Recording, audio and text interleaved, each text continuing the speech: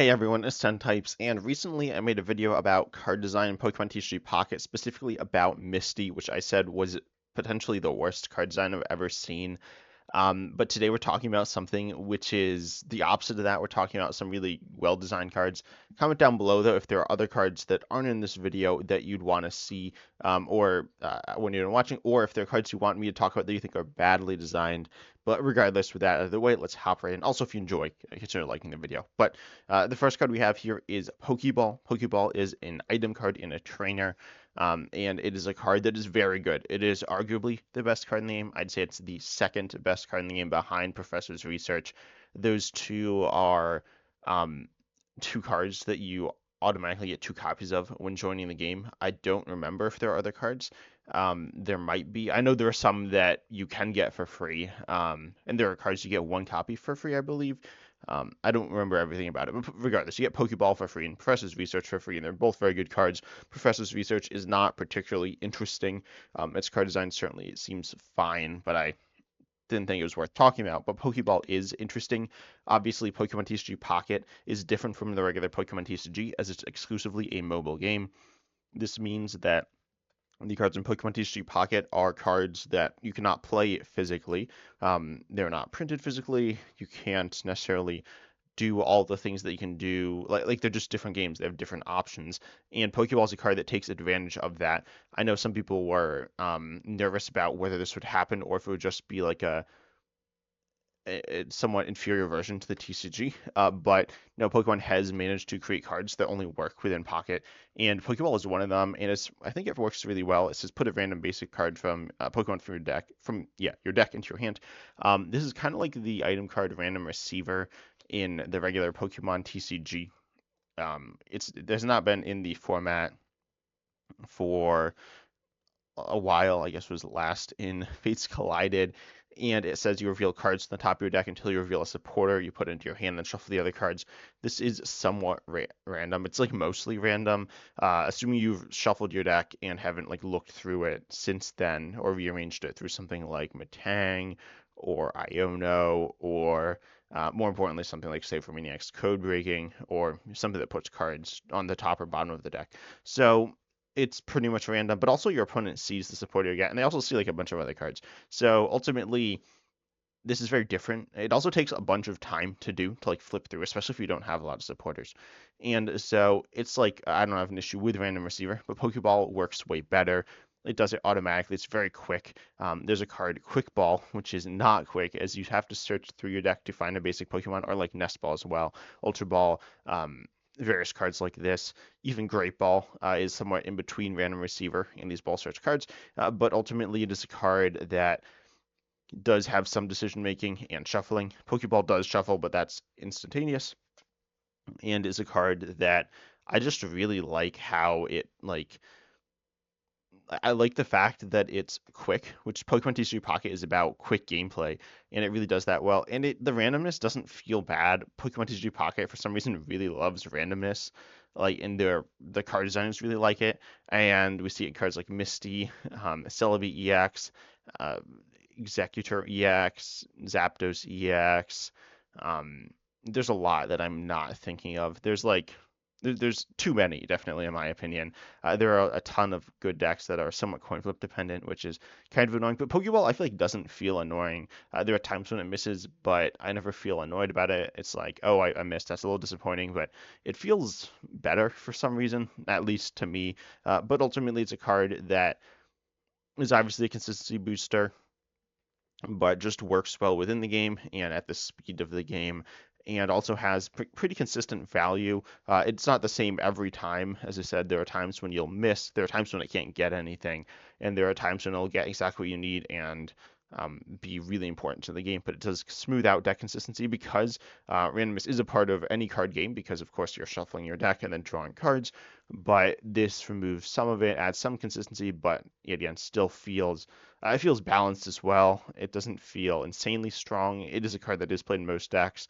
And also, I think a lot of people have said they want a card like this for evolutions, which is a good sign that this card is designed well. It does make basics better than evolutions, which I guess they already kind of were, but I don't think it's a problem in that manner. The next card up we have is Farfetch'd. Farfetch'd might also be free for everyone. I don't remember what's in every starter deck, if this is in all of them. I think it might be, and you might get 2 copies. Regardless, Farfetch'd is a card of the lowest rarity as well. I don't know if the term is common. It's like a 1 diamond card, but it's equivalent to a common card, and it's very good. Farfetch'd has 60 HP, and it does 40 for 1 colorless. Ultimately, it's kind of weird that there's a lot of other Pokemon with 60 HP that do 20 for 1. That's kind of like the standard stat line, and this is obviously better. It does have a weakness to lightning. Obviously, not hitting any Pokemon for weakness, so that's fine. It's a card that is playable in any deck in the game, and well, it's playable in almost every deck in the game, and could be like okay in those decks to really solid as well. It's a card that feels it feels good. It's not really something you can build your whole deck around. I've recently tried out some of the far-fetched box decks, I guess I'll call it, and they're decent. Farfetch'd is not the main attacker necessarily. It might be, but it's not like you're attacking with that half the time, maybe half at most, but probably less than that. But Farfetch'd is definitely a card that feels fair. You can't really play it in Pikachu EX, I will say that. Like, you'd essentially never do that.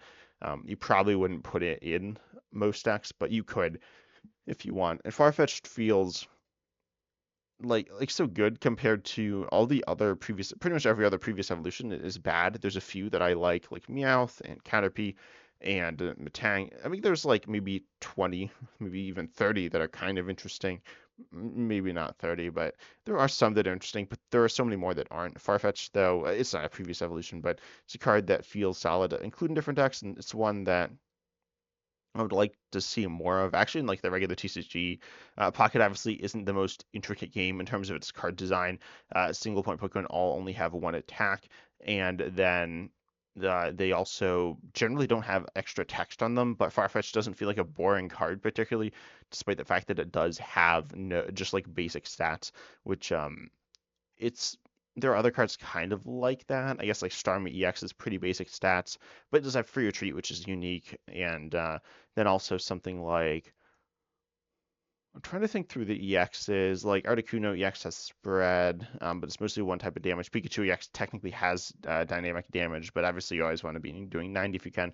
But Farfetch definitely feels fair and it feels interesting with an amount of depth. Its lower HP is meaningful. Definitely a card that I like the design of and would like to not necessarily see more of this type of card exactly, but similar design space of simple cards for I guess like beginners that aren't bad either. I feel like Pokemon often makes cards that are for beginners that are just terrible if you want to as you like develop into the game, and this is not one of those cards. It's definitely a decent card. Next card we have is X Speed. X Speed is a really cool card. It's an item card, and this is the replacement for Switch in the regular TCG. Switch is it might be the most printed card. I actually don't know. It's been printed a lot, and I think it's been the same the whole time. I actually don't um, remember. It's essentially the same, if not exactly the same. So you just switch your active with one of your benched Pokemon, and X speed is not that. Notably, there aren't really ways to switch in Pocket. I don't think outside of retreating, where you have a retreat cost. There are ways to force your opponent to switch, but I don't. Oh, there's Koga and Bunny Expeditioner, so those would allow you to switch and then switch back out if you are affected by a special condition. However, this will not get you out of something like paralysis or sleep, unlike Switch, which would. But regardless, X speed reduces your retreat cost by 1. It also does stack, so getting multiple can be useful. It does interact with Leaf as well, though you really don't need to play both. But X speed is definitely a card that I've really loved the design of, really focusing more on retreat cost. And the regular TCG retreat cost is not super meaningful. It matters some, but in Pocket now it matters a little more with X speed, and you have retreat costs that like feel dynamic. And if you have like a 1 or 2 cost that's better than 2, which is better than 3, which is better than 4, like meaningfully for each level. And that's not true for the regular TCG. If you have a 3 or 4, it doesn't really matter because you'll just play Switch. So X Speed has really added or kind of returned to a layer of depth within the cards and within the basic stats, which obviously with the Pokemon TCG Pocket cards being simpler, the stats themselves need to be focused on more, and XSpeed has really complemented that well. And it feels fair. Again, this feels like a decent card. It's weaker than a regular TCG card. Pokeball also is weaker than a regular TCG card. Pretty much all the trainers are, but XSpeed definitely feels, it feels completely fair and it feels fun and it doesn't feel annoying. And yeah, it's a really cool card. Then we have Weezing, the first Pokemon of an actual type that's not colorless. This is a really interesting card in my opinion, as it's probably my favorite single point Pokemon. It's probably my second or third favorite, but it's pretty high up there. Weezing has a few different things that go for it here. First of all, it has 110 HP, which is decently high for a Stage 1 single point Pokemon.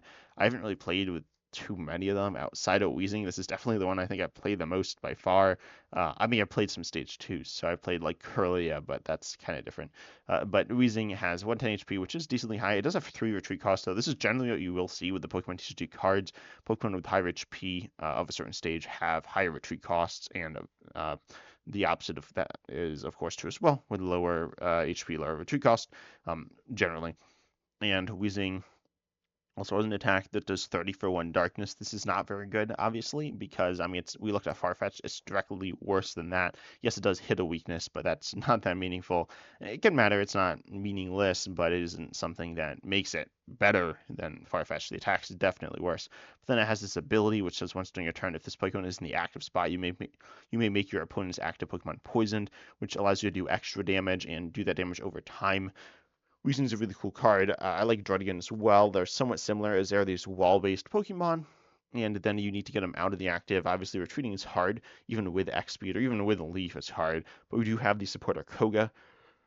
Koga is not a card that I have. It's like one of the top designed cards, but Koga is interesting. This says put a Muck or Weezing in the active spot into your hand, and the Pokemon will get returned if there's a tool attached. There are not tools in the game now, as far as I'm aware, but I believe there will be tools. I believe they're like borderline confirmed. I'm pretty sure they're in the like deck editor. There's a selection of your tools, but regardless, I don't know what happened with those. Energy is discarded. I don't know where it would go. Like if it went back to your hand, that doesn't make any sense because you don't have energy cards in your hand or any energy cards at all. And if it went back to the energy zone, I mean, it doesn't really matter as far as I'm aware, going from the discard or the energy zone, um, because yeah, I don't think anything interacts with the discard, um, at least in terms of the energy. I know Pokemon Flute interacts with Pokemon there, but regardless, Koga is a card that scoops up the Pokemon into your hand. This does a few different things. One, it acts as a switch card, and two, it acts as a healing card, and both of those things are pretty useful. I said the HP was somewhat high. It's decently high, but there are definitely cards with more HP. Even something like Pikachu EX, which is considered a squishier Pokemon, for an EX, this has less HP than even that. But still can tank hits, can tank a hit or two, and then you can heal it up. But it's not super annoying to play against either. It's a card that the healing is something to be expected, and its damage output's relatively low. The idea is you buy time with Weezing, and then you build up damage with Poison, maybe set up something behind Weezing. There are different things you can do with it. There's Arbok, there's Muck, there's Scolipede. Speaking of Muck, Koga doesn't interact very well with Muck because you will be losing the energies. Losing one energy off of Weezing doesn't really matter. It obviously is a bit of a downside, but it's not that big of a deal. Then you can loop this with 2 Weezings to send up the next Weezing, just attach an energy, or send up the next Coughing, evolve to a Weezing, if you just have one Weezing, and attack. But with Muck, Muck is 3 energies. Muck's a card that I don't like the design of. It's not terrible by any means, but I think it could be better. I think actually Scolipede is, Whirlipede plus Scolipede is a fixed version of Grimer plus Muck, but regardless, Koga's interaction with the Weezing feels really fun as a card with a bunch of different interactions between these two cards in different use cases that all feel somewhat interesting and pretty balanced. But it is a card or a combo of cards that you need to think about what you want to do as you're playing. You need to kind of think what you want to do in the future, what you want to do in the present, and things like that. It's fun. It has some level of nuance. It's not like absurdly complicated or anything like that, but it is really fun. A card that is also really fun is Dragonite from Genetic Apex as well. Most of these cards are from that set, I guess. Some of them are promos. And then the last one is from Mythical Island. But Genetic Apex has had some it's the biggest set, and I'm excited to see what they'll do with the next main set. As I do expect some really fun cards, but Dragonite is a stage 2 Pokemon. It's the only stage 2 Dragon Pokemon in the game. It's the only it's the only Dragon evolution line in the game. There's 4 Dragon Pokemon, and the other one's Druddigon, which is fine. It's better than Dragonite, but Dragonite is a really fun card. It has 160 HP, and its attack for Water, Lightning, Carlos, Draco Meteor says one of your opponent's Pokemon is chosen at random 4 times. For each time a Pokemon was chosen, do 50 damage to it. If I had to make a complaint, one complaint I would make is that how exactly the random damage works is a little confusing. It just does exactly what it says, but theoretically, like it can do um, ex excess damage and end up essentially like wasting damage. Obviously, you don't choose at all, and you can choose the same one, which it doesn't necessarily say. Obviously, that kind of it does what you'd probably think it does, but I've definitely seen some confusion about it. Again, not bad. I mean, I do like this card's design a lot. It is random, but this one feels fine. Ultimately, it's not that good. Dragonite is like a mediocre card. If you look at Play Limitless, which has a bunch of tournament data, which is like another half or section of the website I'm looking at, Dragonite has consistently had a bad win rate, but it's been played more than its win rate, um, like higher than it should be proportional to its win rate. But still, Dragonite is definitely a really fun card because it does a ton of damage. It's really strong when it's set up, but it is 4 energy. You can't accelerate at all. Arguably, you should be able to Misty to it. I don't know. Misty's a weird card that I think it's just. Yeah, I mean, I talked about that before. But regardless, you can't Misty to it, and Dragonite is a card that is just so hard to get powered up. Another issue is that dual types are really hard to get working, or dual type like decks, because you can't control the types of energy you get. You can control, like generally you'll say, "Oh, I'll get water or lightning every turn," but you could get 4 lightning in a row and never be able to attack. So that is a minor issue with this card again, but I don't think that's an issue with Dragonite. Its attack is actually expensive enough and has enough colorless energy that doesn't really matter most of the time, which is that's really, really nice. Draco Meteor is a fun, silly attack, and I think randomness is cool as long as it's not like determining the outcome of games consistently. Um, when you're like really trying to play the best deck. So if you're trying to play, for example, LBEX is a top deck. It's not like I wouldn't say it's the highest tier. I'd say it's right below the highest tier, but you could put in that highest tier, and it's a deck that is it's heavily affected by randomness. Its attack is super random. I think that's like an interesting design, but also it's a good deck that's really random, and I'm not a big fan of that. Same thing with something like Marowak EX, not as strong, but is a card that is super affected by randomness. Dragonite is affected by randomness, but as like every time you'll attack, you'll get some value out of it. You'll probably get decent value out of it. If you can attack twice, you probably win the game. It's definitely a really fun card, though. There's skill with it. There's not that much skill with it, but there is skill against it. So you can some counterplay. You want to just play down all your Pokemon. It's kind of the idea. Um, Generally, I don't actually know all the time though, but it's a really, really cool card that's kind of silly and I think fits a silly deck really, really well. Last card I have here is Mew EX from Mythical Island. And this card has a bunch of different things going for it. One thing, Psychic's like a little too good right now, in my opinion. I don't think it's insane, but I think it is quite good. And you have a Genome Attacking as your main attack for 3 colorless energy. Choose one of your opponent's active Pokemon's attacks and use it as this attack. This is really interesting with interacting with different cards. It can be a strong counter card. It can just do a lot of different things, but also it doesn't feel super strong. It feels fair. Arguably, some people might not like this because it does counter a few decks really hard, but still, I think it's fair, and it's a card that just pretty similarly to Farfetch'd, it can be played in any deck. Though you do need some terms of extra energy attachments, and you cannot accelerate to it outside of with Gardevoir. But Sideshot, I could see this being colorless. It would obviously make it noticeably better and probably too good. But regardless, Sideshot's definitely something that adds a little bit more interest to it. Having 2 attacks is interesting. Again, it's not obviously used if you're not playing Psychic Energy, but overall, I do think this is an interesting Pokemon with depth in different matchups and different games that can change a lot as to what it does, yet is still relatively simple.